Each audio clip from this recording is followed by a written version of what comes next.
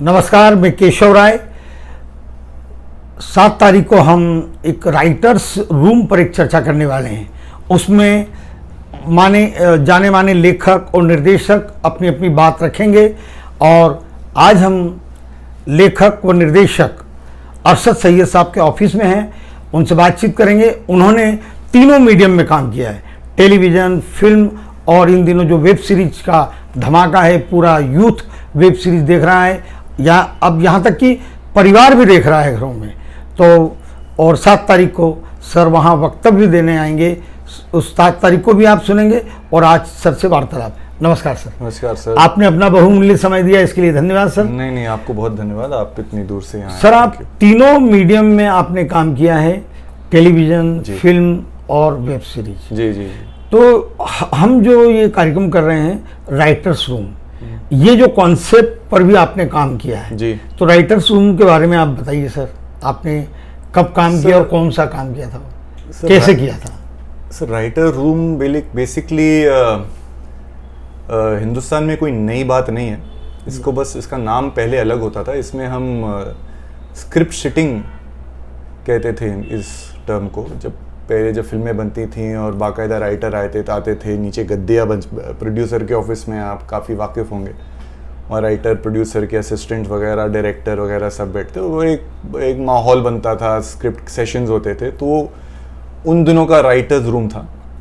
लेकिन अब जैसे OTT आ गया है, काफ़ी कॉर्पोरेट्स आ गए हैं, तो एक नया फील आ गया है, तो एक नया नाम राइटर्स रूम है। तो राइटर्स रूम मैंने सर काम किया था बहुत पहले। इंटरेस्टिंगली स्टार के लिए एक शो था और एक हॉलीवुड शो का एडेप्टेशन था, एवरीबॉडी लव्स रेमंड। और पहली बार हमने एक राइटर्स रूम बनाया था जहाँ पर 5-6 राइटर्स थे और हमने मिलके एक वहाँ का इंटरनेशनल राइटर आया था जो ओरिजिनल शो का था राइटर, और हमने शो बनाया था सुमित संभाल लेगा जी, जिसमें नमित दास थे, सतीश कौशिक जी थे, भारती अचरेकर जी थी और मानसी थी। बहुत अच्छा सा कॉमेडी शो था। तो उसके लिए हमने एक बाकायदा राइटर्स रूम था जहाँ पर 5-6 राइटर्स थे, और हॉलीवुड से उनका एक आया था जो ओरिजिनल राइटर था इंग्लिश शो का। और तब पहली बार हमारा अनुभव हुआ था कैसे होता है राइटर्स रूम। हमने साथ में बैठ के एक कमरे में बैठ के हम स्क्रिप्ट डिस्कस करते थे, हम कहानियाँ डिस्कस करते थे। बहुत ही एक अलग माहौल था, क्योंकि यूजुअली क्या होता है सर, राइटिंग बहुत लोनली, एक बहुत ही अकेलेपन का सफ़र होता है। अगर आप देखा जाए तो राइटर काफ़ी तन्हाई में बैठ के लिखता है, लेकिन ये एक नया एक्सपीरियंस था जहाँ पर आप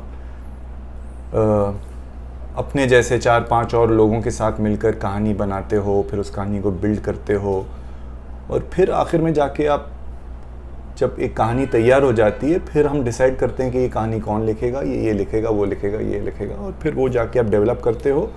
और फिर लिखने के बाद जब रेडी हो जाती है, फिर आके सबके सामने, उसी टीम के सामने आप एक नरेशन देते हो, और फिर उस नरेशन पे लोग टिप्पणियाँ देते हैं, उसमें कुछ नुक्ते निकालते हैं या जो भी है, फिर उसमें आप थोड़ी फेर बदल करके फाइनली एक स्क्रिप्ट तैयार होता है जिसमें क्रेडिट आपका नाम होता है एज अ राइटर, लेकिन वो क्लियरली होता है एक मिली भगत जैसे होता है जिसमें औरों के भी कंट्रीब्यूशन होता है। तो ये काफ़ी एक बहुत ही अच्छा नया अनुभव तब से था, और ये आज काफ़ी प्रचलित हो गया है थैंक्स टू वेब।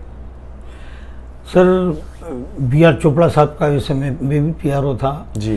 जब मैं उनके ऑफिस जाता था तो करीब 5 या 6 राइटर नियमित रूप से 11 बजे आते थे और शाम को 7 बजे तक रहते थे। पूरा डिस्कशन चलता था किरदारों को लेकर, कहानी को लेकर, लेकिन वो सब स्थापित लेखक थे जी। हम इसमें अंतर ये देखते हैं कि आज OTT प्लेटफॉर्म पर नए नए लड़के जो कॉलेज से पढ़कर आ रहे हैं जी, लेखक बनना तो चाहते हैं लेकिन उनको कुछ जानकारी नहीं है। तो इन लेखकों के जो राइटर्स रूम में, इन लेखकों आइडियाज़, नए नए आइडियाज़ OTT प्लेटफॉर्म का एक सुपरवाइजर जो प्रोड्यूसर होता है वो बार बार इनसे अपडेट लेता रहता है कि भाई क्या डेवलपमेंट है। इनकी कोई डेडलाइन नहीं होती, ना इतना कुछ जवाबदारी होती, लेकिन ये है कि इनसे कुछ नयापन मिले, क्योंकि आज इंडस्ट्री यूथ चला रहा है पूरा निश्चित रूप से। तो नए नए आइडिया, नए निर्देशक, नए लेखक और नए थॉट्स आ रहे हैं। तो इन दोनों में आप क्या अंतर पाते हैं? जैसे कि उनको तो नाम आता था राइटरों की टीम का, जी जी जी, जो फिल्मों में बातचीत होती है ना, यश चोपड़ा साहब के अभी गद्दे और मेट चटाई उटाई लगी रहती बिल्कुल थी, बिल्कुल, ठीक है। मैंने इस देखा कॉन्सेप्ट को जीपी सिप्पी साहब ने शुरू किया था, और उसके पहले जैसे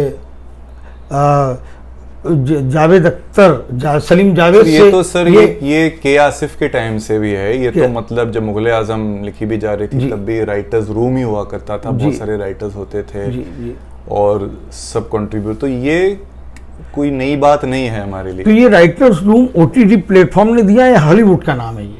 नहीं, ये हॉलीवुड का नाम है। ये हॉलीवुड में राइटर्स रूम काफ़ी एक टर्म है जिसको यूज़ किया जाता है, और इंटरेस्टिंगली राइटर्स रूम में 2 राइटर भी हो सकते हैं, 3 राइटर भी हो, ज़रूरी नहीं कि राइटर्स रूम तो मतलब एक 5-6 लोग हो गए, ऐसा कुछ नहीं है।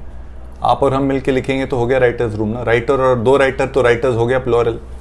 तो राइटर्स रूम में ऐसा कुछ नंबर नहीं कितने लोग होने चाहिए। जो आपका सवाल था, जो आप कह रहे थे कि पहले ऐसा होता था, आज भी लगभग वैसा ही है। राइटर्स रूम में जो राइटर्स होते हैं वो सब काफ़ी एस्टैब्लिश्ड राइटर्स होते हैं ज़्यादातर।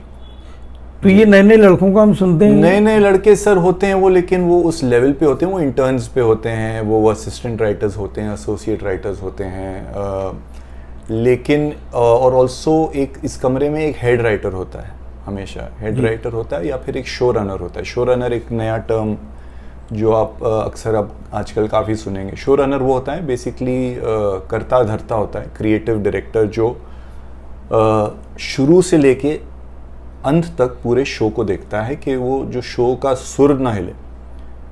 तो इसमें राइटिंग भी आ गया, डायरेक्शन भी आ गया, पोस्ट प्रोडक्शन भी आ गया, तो इन अ वे बहुत ही इम्पोर्टेंट पोस्ट है। और ज़्यादातर राइटिंग रूम में जो होते हैं, राइटर्स रूम में एक शो रनर भी होता है जो इन अ वे ओवरऑल एक कंट्रोल ओवरसी करता है कि भैया आप कहीं भटक नहीं रहे हो, बिकॉज 4 राइटर अपने धुन में कहीं निकल गए कहानी लेके, तो वो एक थॉट सॉर्ट ऑफ नियंत्रण रखता है उस पर। तो ये थोड़ा डायनामिक्स है आजकल का। तो क्रिएटर और शो रनर एक ही बात है कि अलग अलग है? नहीं, अलग अलग हो सकता है, क्योंकि उर्मी जुबेकर अभी लेला में क्रिएटर थी जी, राइटर हैं वो, लेकिन क्रिएटर थी जी जी जी, उन्होंने लेखन नहीं किया लेकिन क्रिएटर किया, बोले मैं क्रिएटर थी उसमें। अभी जैसे कि वेब सीरीज में 1-1 घंटे का एपिसोड होता है, 18-20 एपिसोड होते हैं, फिल्म 2 घंटे की होती है। तो एक बड़ी लेखिका हैं जिन्हें चाहे नाम भी लेता हूँ, रेखा निगम। रेखा निगम को नेटफ्लिक्स का एक वेब सीरीज संजय लीला भंसाली उसके प्रोड्यूसर हैं, तो कुछ 18 एपिसोड की बातचीत हुई थी। तो उनसे नेटफ्लिक्स ने कहा कि आप राइटर्स कुछ 6 राइटर्स आप रखिए अपने असिस्टेंट। उन्होंने कहा नहीं, मुझे अकेले लिखने की आदत है, मैं असिस्टेंट वगैरह नहीं रखती हूँ, मुझे वो काम करने का मेरा स्टाइल नहीं है। उन्होंने कहा कि हम आपको जगह प्रोवाइड करा रहे हैं, पैसा दे रहे हैं, फिर आपको क्या आपत्ति? तो फिर वो राइटर्स रूम, मतलब वही 6 राइटर्स जो भी हैं, काम शुरू हुआ, 8-9 एपिसोड लिखाए गए। तो ये जो नए राइटर्स हैं, नए राइटर्स को तो नाम नहीं मिलता है, लेकिन अगर हम फिल्मों में देखें तो उनको एक राइटरों को नाम मिलता था जी। तो ये जो राइटर हैं जो ओटीटी प्लेटफॉर्म लाया है, ये क्या नयापन ही चाहता है? क्योंकि फिल्मों में तो आज तक उस तरह से आगे नहीं बढ़ा है ये सिलसिला कि जो अब आपने कहा ठीक है कि 2 राइटर भी हो गए तो राइटर्स रूम हो गए, लेकिन ज़्यादातर देखा है हमने फिल्म निर्देशकों को कि लेखक एंड निर्देशक करके आता है, लेकिन यहाँ ओटीटी प्लेटफॉर्म पर नाम नहीं है नए लड़कों के साथ।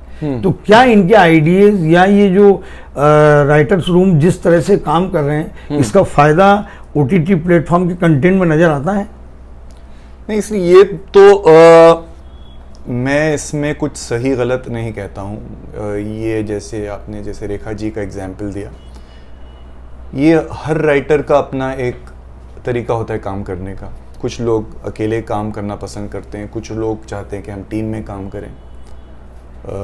और ये जो प्लेटफॉर्म्स होते हैं जैसे नेटफ्लिक्स वगैरह या बड़े बड़े प्रोड्यूसर्स जो इन प्लेटफॉर्म्स पर, इनका बेसिकली ये क्यों चाहते हैं कि राइटर्स टीम, देखिए फिल्म होती है सर 2 घंटे की जी, वेब सीरीज होती है 8 एपिसोड। 8 एपिसोड मतलब आप पकड़िए 1-1 घंटे का एक एपिसोड अगर हुआ मैक्सिमम तो 8 घंटा। 8 घंटे यानी 4 फिल्में, मतलब मटेरियल जो है आपका 4 फिल्मों का है। अब उनको ऑब्वियसली लगता है कि 4 फिल्मों का बेड़ा एक आदमी के कंधे पे, एक आदमी औरत या एक शख्स के कंधे पे शायद बहुत भारी हो जाएगा और कहीं ना कहीं फटीग जो है, थकान दिख जाएगी या कहीं और शायद।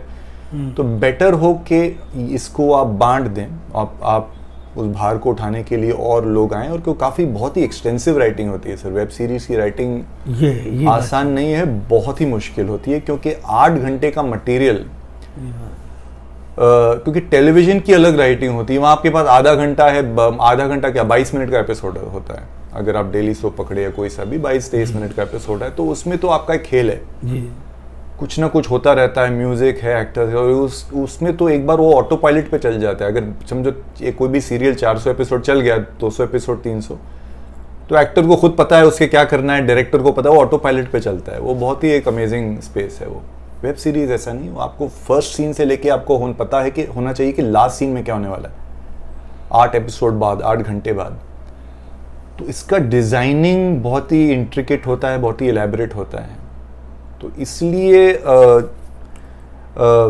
प्रेफर करते हैं कि ज़्यादा लोग हैं। इसका ये मतलब नहीं कि एक आदमी नहीं लिख सकता, एक आदमी लिख सकता है, लेकिन वो उसका प्रेशर अलग होगा, उसका समय अलग होगा।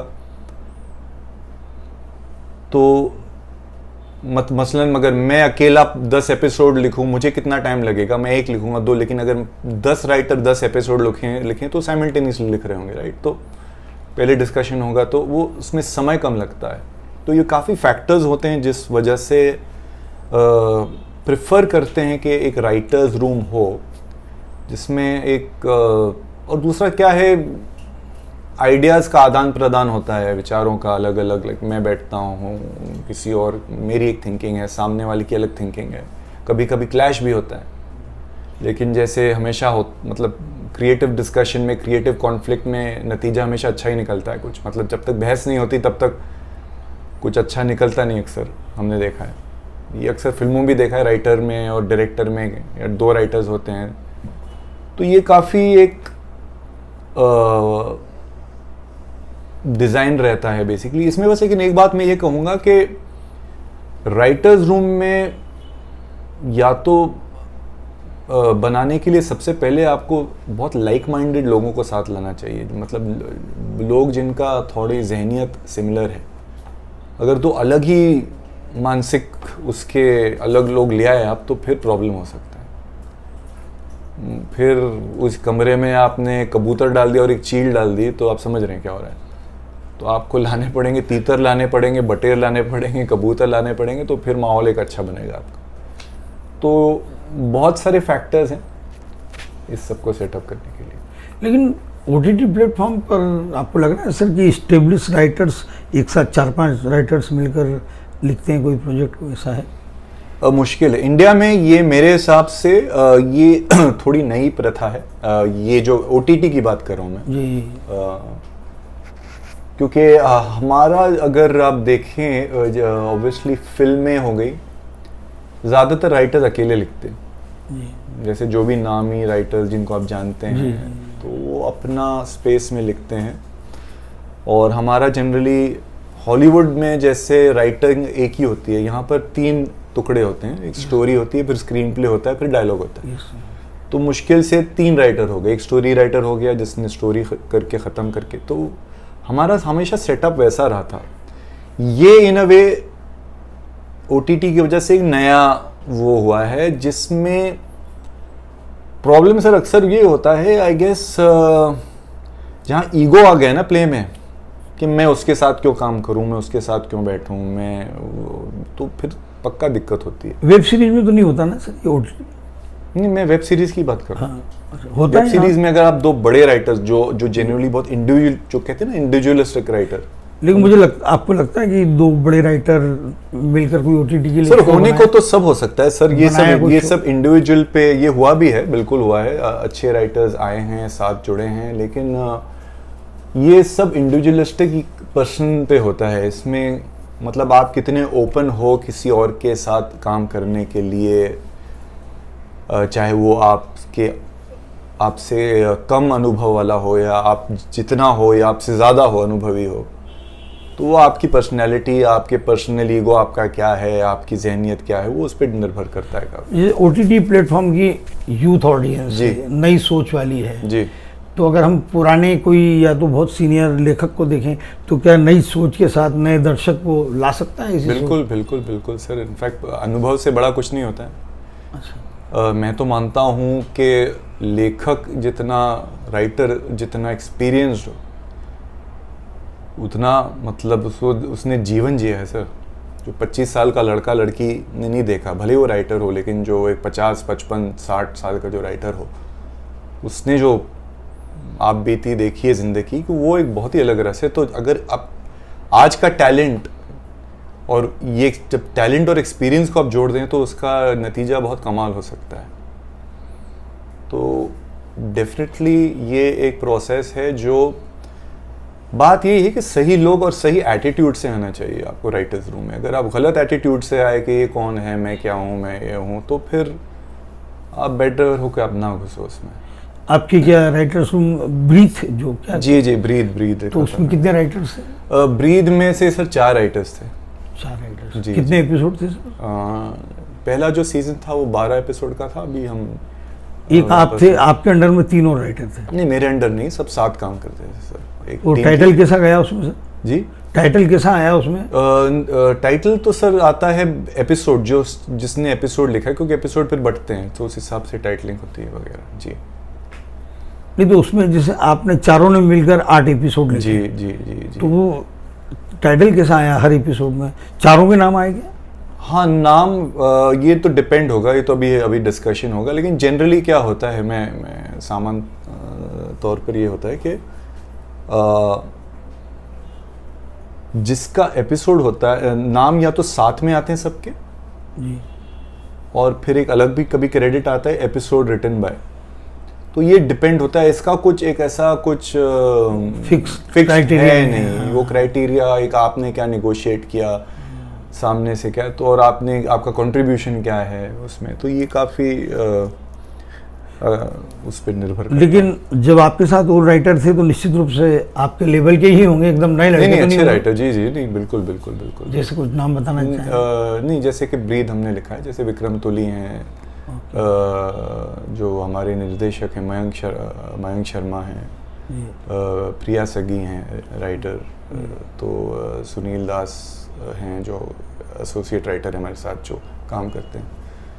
तो ऐसी टीम है जो हमने मिलके बैठ के लिखा है और अच्छा अनुभव रहा है। सिनेमा में तो सर ये अभी इसका ज़्यादा इस परंपरा को बड़ा नहीं है। नहीं, मेरे हिसाब से सिनेमा में ये इतना नहीं, लेकिन निश्चित रूप से OTT पर ये आगे और जाएगा और नए लड़कों को मौका मिलेगा। जी बिल्कुल। जो नई पीढ़ी उसका और भविष्य लेखन में सुरक्षित है उससे बिल्कुल निश्चित रूप से। जी। तो धन्यवाद सर। बाकी 7 तारीख को उसमें और कुछ आप बताना चाहें तो बाकी 7 तारीख को जी फिर लाइव ही बात करेंगे। लाइव बात।